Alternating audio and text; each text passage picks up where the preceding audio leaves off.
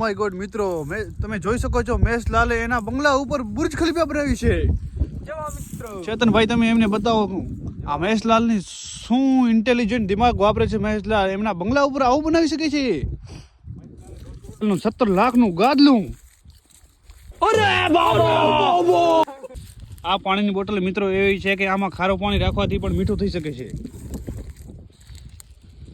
મિત્રો મહેશલાલને 1.5 કરોડનો બંગલો બનાવ્યો છે, તો તમે વિચાર કરો, ખાલી એકવાર વિચાર કે એમનો જીરું કેટલા કરોડનું થશે મિત્રો.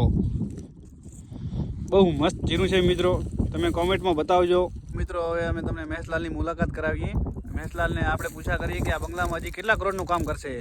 ચાલો ફાઇનલી મિત્રો અમે મહેશલાલ કને પહોંચી ગયા છીએ. એમથી એમને પૂછા કરીએ અમે કે હજી બંગલામાં કેટલો ખર્ચો કરી શકે છે. મહેશલાલ તમે અમારા પબ્લિકને બતાવો, તમે હજી બંગલામાં કેટલો ખર્ચો કરશો? મિત્રો મોરથી હું કાંઈ કહી ના શકું, જીરો આવે પછી વિચારી.